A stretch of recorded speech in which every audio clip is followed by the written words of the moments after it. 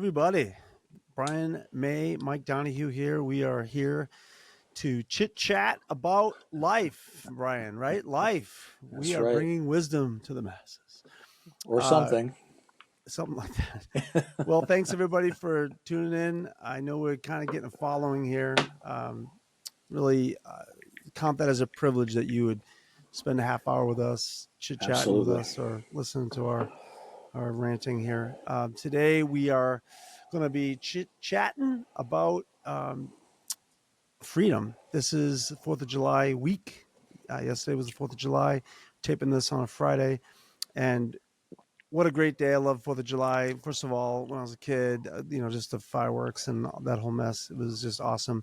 I grew up in Massachusetts, and so we would always go down to Cape Cod and watch the fireworks, and it was always great watching it. Onset Beach and um, down Wareham, Massachusetts. And anyways, yeah, so fond memories of 4th of July. What we're kind of unpacking today is the idea that freedom comes at a cost, and this isn't a Republican, Democrat. This isn't a political talk today. I want to talk. I want to go. We want to go into talking about what freedom really looks like when you're in Christ, right? And so there's a lot to be said about it. I don't want to go into. I'll kind of zoom in on the idea that freedom, it happens when you're not attached to something. When you're attached to an idea, to an ego, to success, and we're going to kind of define that. Um, you're not really free. And so I go back to, in the book, the introduction of the book, I talked about a trip I took to China with Marilyn Hickey, and it was basically what happened was they assembled 150 to 200 church leaders. Revival was breaking out in China. Home churches were on the rise, and people were being, converted to Christ by the thousands, and by the millions. Actually, it was a revival, and it's still going on. And we were coming in as teachers. She was, and I was kind of carrying her bags and just being there for security and kind of helping her out from A to B. But when we got there, we got smuggled in. First of all, we got smuggled in, and I didn't even know where we were. We were out in the middle of the countryside. We drove 6 hours and we flew in to some town, and then we drove 6 hours. So we were right smack dab in the middle of the country. And all these pastors came in, and pastors and leaders of this underground church. And quickly I began to see the difference between me and them. I'm not going to speak for Marilyn. I'll just talk about me. But I could see that the spirit of what was happening with them was so different than what I experienced in the United States as a Christian. And it basically was because, the first thing I saw was that they told me that 150 of them that were there, 99% of them had served in jail. They at least done 2 years in prison. Some of them had spent 30 years, 15, 18, 20 years in prison for just doing what I do, right? Just for proclaiming that I'm a teacher of the gospel of Jesus Christ, pastor or whatever. They got caught, served time. So that was the first thing. And as we were there teaching, and Marilyn was teaching, I spent time with some of the leaders, and through an interpreter, got to kind of hear their story, and they heard my story. And I'm not downplaying my conversion to Christ and what God did for me, here in the United States. But what I saw plainly was a metric system, or not a metric system, but a reward system for faith that was different than the reward system that I was seeing, you know, in the United States. And so the freedom that they had, they weren't attached to success. They weren't attached to numbers. In fact, they didn't even want their names to be said. And they didn't, when you asked them numbers, it was like a foreign language to them. They couldn't tell you how many were coming and going. It was just the quality of ministry was what they were fixated on. And they really, the teaching that they wanted us to bring to them was discipleship and how to disciple leaders and to raise up leaders. And I think that's why I was brought on board, because I that was my thing. But the way they were doing it and the way we were doing it were two completely different animals. And I was really getting convicted by the fact that they didn't want their names to be to be mentioned at all. They made it a point that they didn't even tell you their name, and it was so different than when, being in the States and everybody wanting their name to be known and books be written about them, or them writing books, and their names almost in lights, included myself. So as I was being convicted, and one of the halfway during in the trip, a woman was released from prison, and she came in. She didn't even go home first. She came to this meeting, and just the joy of her talking about what God did in her life during this 7 year. She did 7 years in prison, and what God did. She had testimony after testimony after testimony of guards being converted to Christ, and all these different things that were happening, and what God did to her, inside of her personally. I just sat there dumbfounded by the level of commitment that they had, even though their lives were completely different than ours. And so the last day we were there, they asked me to preach. And I told Marilyn, first I said, no, I really don't want to do this because I don't know what I was going to say to them. What was Mike Donahue going to say to these amazing human beings, right? I didn't want to be a fake either and get up and act like I knew what I was talking about. So, but she came to me and said, no, you'll insult them if you don't talk. So my sermon was freedom. I said to them plainly, the freedom that I see in your eyes is different. You're gonna say we're free. You're gonna say we're free because we get to, go wherever we want, to whatever church we want. We can say whatever we want. We can get on the internet and say whatever we want. We can, badmouth our country if we'd like to. You call that freedom. I call that bondage.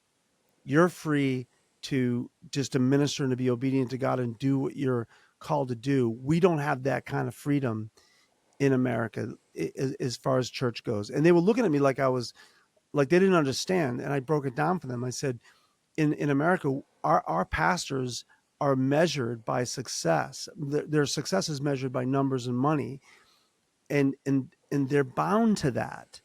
We're bound to that. We have to produce that, because if we don't, we won't get the accolades, we won't get the recognition, we won't get the validity that we think we need. And I think it started to click for some of them, and it clicked for me. That was the most important thing, was it clicked for me that we're really not free. And I looked at them and I said, don't be jealous of our freedom, because I've spent 3 days with you, I I could see the freedom. Like, I'm jealous of your freedom. You're free to die.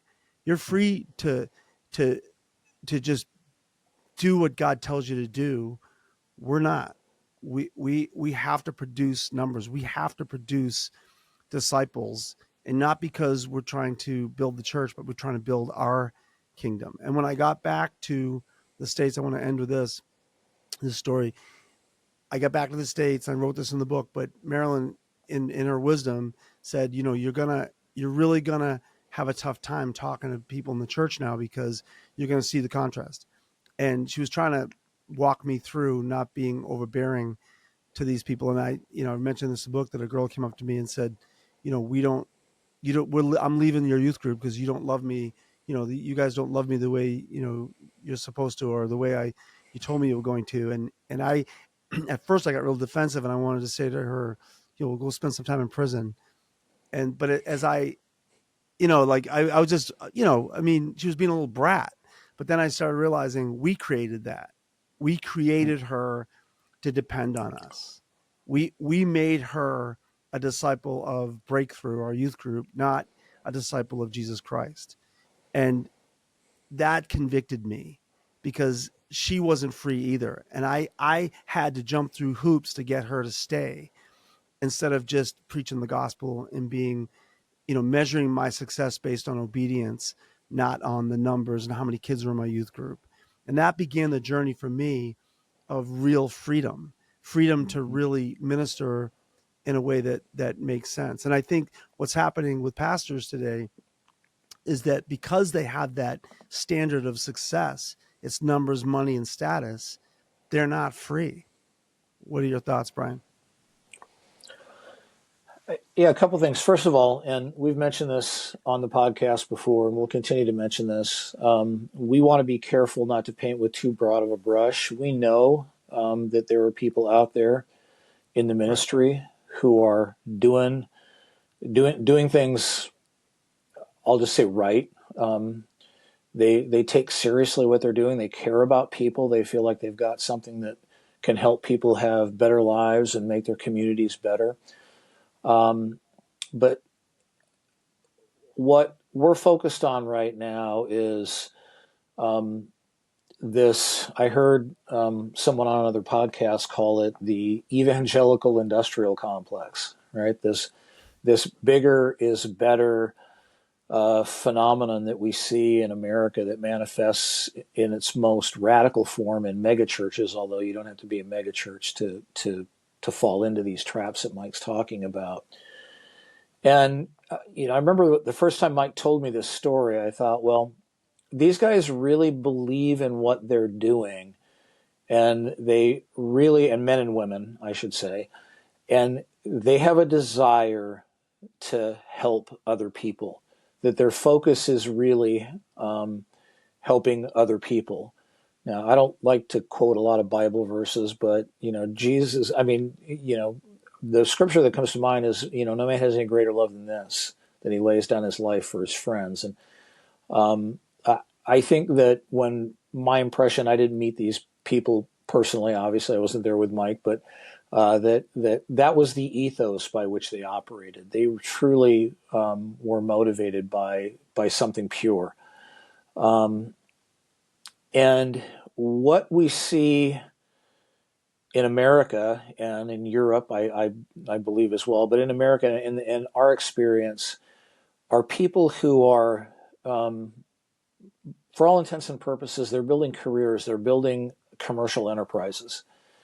And the success of those commercial enterprises, their product that they're offering is what is a church that people can come to and enjoy the services and those kinds of things and find community and those kinds of things. But really, their goal and their aim is to meet all of these metrics, because when even their denominations measure them, I know several pastors, and they go to conferences or they go to district meetings. And one of the most important things is, well, how much did you give to missions? Or how many people are in attendance? Or how many baptisms did you have? Or how much have you grown in the past year? It's all about those numbers. And when those become the metrics for something that should be really purely motivated by love, then is going to corrupt that enterprise. It can't help but corrupt that enterprise. Now, I'm not saying it's going to make it pure evil, pure concentrated evil, but it's going to get in there, and it's going to degrade the mission, and it's going to degrade the message. Absolutely. I had a great meeting this morning with he's the pastor of my church, but beyond that, he's a very good friend. He's been a friend for a long time. His name is Jeff Baker, and Jeff and I were talking about this too, the whole metrics of success, the money, the status, all that. And he was saying what these guys don't realize is that there's a noose around their neck, and it's loose, so you don't feel it. You just kind of walking around with this noose, and then when you go off the cliff, it hangs you. And that's what we're seeing. These ministries that like one by one, every week there's new ministries, not just big ministries, but these churches that are having pastors exposed for wrong motives, and it comes out in different ways. It's not just sexual. It's not. It can be, um, but it manifests in different ways. And I want to read in James, as I was reading this week, this devotional I'm reading, as it just jumped out at me. It's James chapter 3, verse 14. It says, "But if you harbor bitter envy and selfish ambition in your hearts, do not boast about it or deny the truth. Such wisdom does not come down from heaven, but is earthly, unspiritual, and of the devil." That's pretty strong, right? And then this is really important. It says, "For where you have envy and selfish ambition, there you find disorder in every evil practice," right? I mean, some of the things that we've pointed out about Jeannie Mayo and some of the other ministries that we've been involved in is not just the. I mean, there's been a litany of things that she's been accused of. People in her ministries have been accused of. Some of it's sexual sin, some of it's bullying, some of it is slander, gossip. When you have selfish ambition, you're going to have these other things because you're going to tolerate sin. You're going to tolerate sin where it shouldn't be taught. Well, it never should be tolerated. It should be exposed, right? So you're going to see these things, and it doesn't surprise me when you uncover one thing in a ministry all of a sudden. And we're seeing this with Robert Morris too. Mm-hmm. There's one thing being uncovered. That's the linchpin, I guess, and then all of a sudden the floodgates open, and there's all these other things coming out. Right, it happened up in Mars Hill, and all these, and it's gonna probably come out with IHOP, the things going on there, where, one thing gets exposed and we realize, oh, wait a minute, there was selfish ambition. They overlooked a lot of Right. things. And the headline is the sexual sin, but all these other things that come underneath it that we're seeing from leaders that tolerated, these special people, they let these guys get away with things because they were untouchable. I just got a text today from our Facebook, I'm sorry, our YouTube, one of our podcasts, a girl uh, said this. Oh, it's not on here anymore.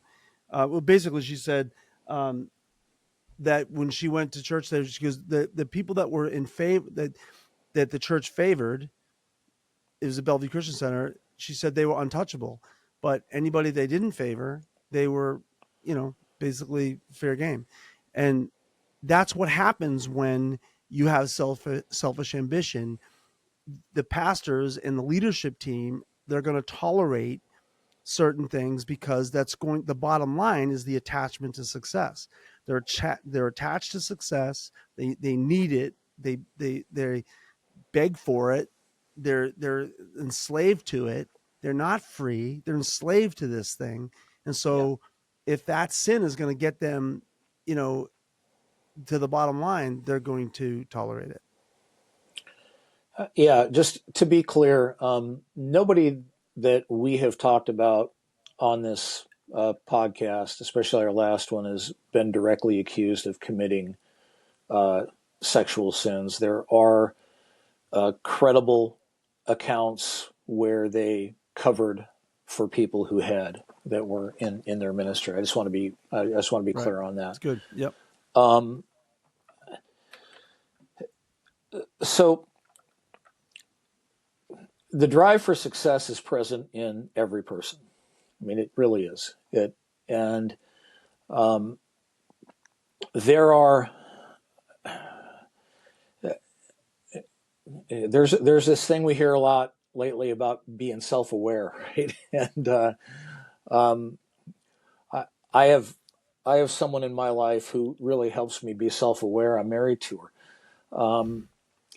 and we have a really good relationship, and it's open and honest between us. And um, I think one of the things that contributes to this, one of the thoughts I had while you were talking, Mike, is that a lot of these people are isolated and insulated. They have a reputation, an image that they feel like they need to maintain.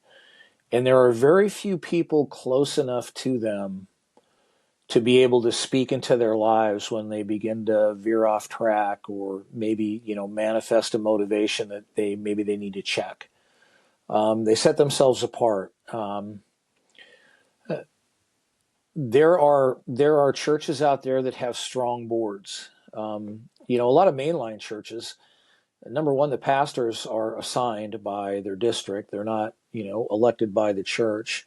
Right. There's boards within the church who have the ability to refer cases to those authorities to have those things investigated. But a lot of these churches that we've been talking about, Robert Morris's church was one of them. I believe Bellevue Christian Center is one of them. I think there's a lot of them. They have very weak boards. They have very weak oversight. And so there's a lack of strong oversight to hold people accountable. But there's also um, there's a word I learned the other day. It's called clericalism, And it's this idea that people in the ministry are somehow set apart or set above or have some special higher rung on the ladder at which they exist, and they they can't fraternize too much with the common people, I guess. But what happens to you there is you get insulated, and there's really no one to hold you accountable, and there's no one to speak into your life and say, hey, you know what, you maybe need to check this. And I've been listening to a lot of podcasts and doing a lot of reading lately, and it's interesting that in many ministries where some sort of corruption has been exposed, the people who begin to come forth at the beginning were basically kicked out of the church. Yeah. Um, I've seen that several yeah, times. time and time again, they're thrown out of the church to be silenced, and there's no mechanism for them to hold some of these people accountable because of that system of isolation. And it turns out in the accounts that I've said, these people who come forward originally to accuse, they were right, because these ministers and these ministries have been exposed to be doing exactly the things that they were accused of. Right. Right. And that's and years later. I mean, sometimes it takes Right. years for these things to come out, and a lot of life gets lived. A lot of Yeah. messages get sent that, this doesn't matter. You don't matter. You're not valued because this abuse that happened to you. The people of God have moved on, and so why haven't you? Yeah. And they gaslight and make you feel Right. ashamed and guilty, and it's horrible. Right. And if I could just offer one more thought, we're talking about freedom here today, and um, I mean, I was guilty of this when I first came into church, and I think a lot of people, maybe guilty isn't the right word. I operated this way, but I think we all came in to this environment that we were in. I'm talking about Mike and I's specific experience, where we had a need. We felt like we lacked something, and we were trying to get that need filled from that experience and those people around us. And they really fed that hunger. They wanted to meet that need. That's what Mike's book Groomed is about. And that isn't freedom. I mean, we might feel like you're in a place like, yeah, I'm home. These people love me. They care about me. Blah blah blah blah blah blah. That kind of a thing. But you're getting all that external input, and it feels good until you like cross them, and then, like we mentioned a few minutes ago, you get shown the door. But They weaponize that information. They take that right, information and turn it into right. a weapon. But what I found over the years is that for me, what freedom really is that I've learned that I have innate value in and of myself. I didn't need any of these people to ascribe that value to me because I have that innate value. I mean, I my personal beliefs, and you guys take this or leave it, is that we're all created with that spark of the divine in us, and that spark of the divine is what really defines us. And it's in there. It gets covered up, it gets masked, but it's in there. I mean, for instance, the Bible teaches that. It says we're created in His image, right? And when we begin to get in contact with that and really experience, the true, pure, divine love that doesn't come through another human, but comes from God. Um, and when we begin to understand that innate value that we have, um, for me anyway, my testimony is that really began to set me free from a lot of that kind of bondage that you're talking about. Right. Because that's not freedom. When No, you're attached to success at right, any cost, you're not free now. Now you're measuring. Now you're counting. Now you're looking at your congregation or the people in your small group, and you're going, what kind of Christian are they? It reflects on me. And it's this drive to have to perform, and it's performance based right, Christianity, and that's the opposite of the gospel, as far as I'm concerned. At least what I read, how I look at it is exactly what you just said: is that we have that spark in us, which means that He's talking to us, right? He's talking to us, and because He cares about individual people. So I can't even tell you, like, time I'm in a school assembly and I can't talk about God from the microphone, right? But there'll be times that I'm just I just feel God say to me, "Hey, say something to this kid," right? And boom, all of a sudden I'm talking and we're having this conversation, and I'm not introducing the gospel. I'm not even introducing anything. What I'm doing is kind of piling on to what's already happening, right? That kid will say something like, it's funny because today I prayed when I got up this morning that, I'd see, something would say something to me that, give me the will to go on or whatever. And so then I'm just piling on to that. It's like, I don't have to manufacture this. I don't have to make this happen. This is already happening. And you just kind of go with the flow and don't count and don't put it on a newsletter and don't, what I mean? Don't try to make it into a big thing. Just Yeah, just do it. Just yeah, don't let your left. I love that verse that says Jesus said, when it comes to giving, don't let your left hand know what your right hand is doing. In other words, don't count. Don't measure it, because when you start measuring it, that's when the motives get messed up. And I remember when I was this pastor in the Assemblies of God, they would send up this sheet that I had to fill out that said, basically I had to write in how many people got, converted to Christ in this last year, and how many people got filled with the Holy Spirit speaking in tongues. I had to fill that out every year. And I hated it. So I'd send it back 0, 0, send it down to my boss, and then he would call me up and go, "You can't put 0." I'm like, "All right, so send it back up." So I put a million. A million got saved. A million speaking in tongues. And he's like, "Just give it to me, right?"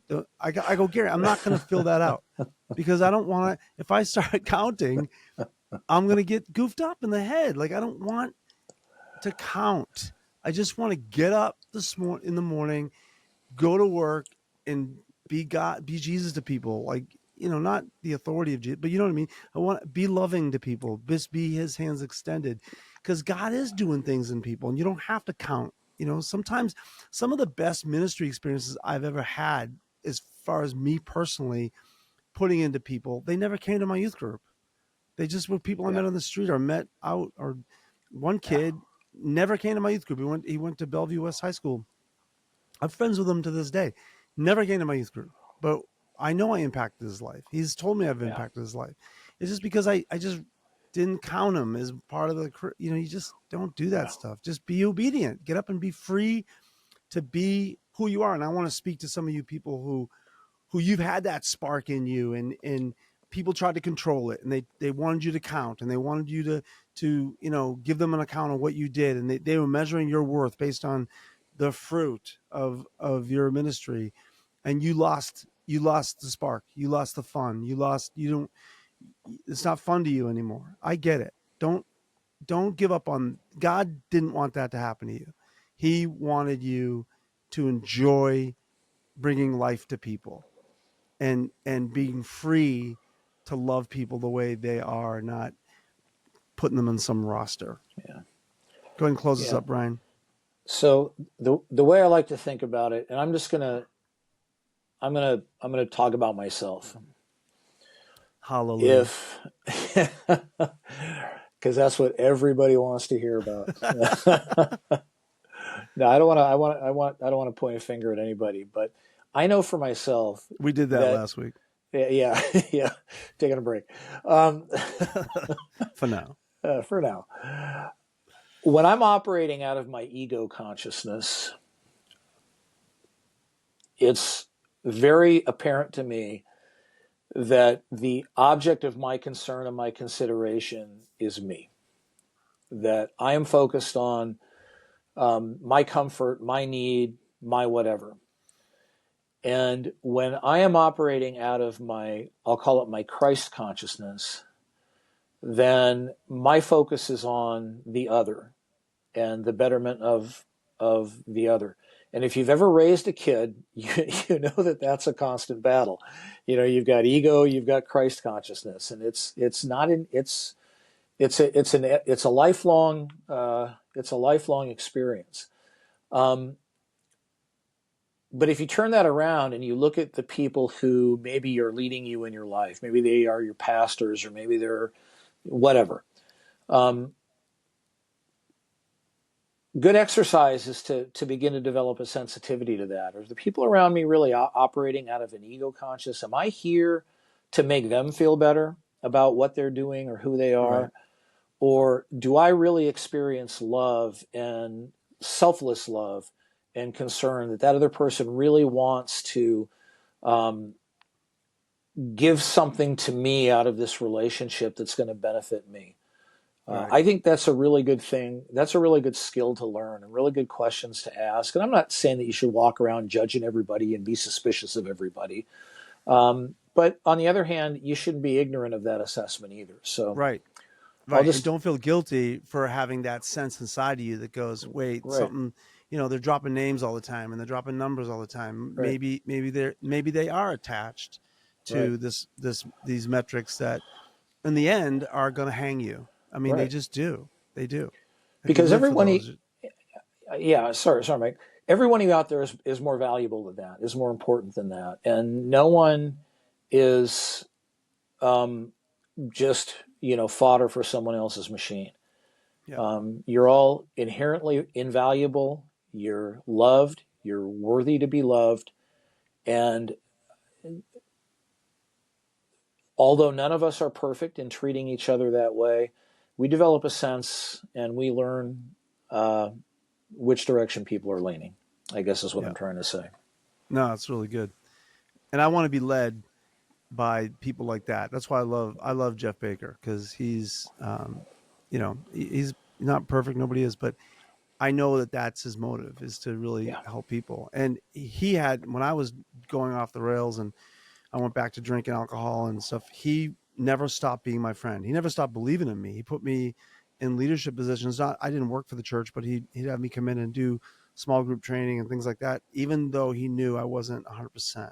Like to me, that he was saying to me, "You're valuable, Mike Donahue. You're not valuable just Mm-hmm. when you're performing and you're what everybody wants you to be. You're valuable as a human." And honestly, that's why he'll always have my friendship because Yep. he didn't put a measure on it. He's just like, you're my friend because you're my friend. And Yep. that's the way Jesus was. Peter denied him 3 times and then went and found him. Come here, Peter. Listen, I know you disappointed yourself. I know you messed up, but do you love me? I know you do. I'm just here to reassure that. I love that. That's the true gospel. But we could talk all day about this stuff. Brian May, happy Hey, 4th of July, buddy. to you as well. To you as well. And Happy those of 5th of you out July there, as happy 4th well. of July. Yeah. All right. Thanks. Keep tuning in. We'll give you some more wisdom from on. We're from somewhere. So, yeah, Uh, I think I'm pulling it out of my ass. But anyways, hey, you guys have a good week. See you later. See y'all. You know what we should do?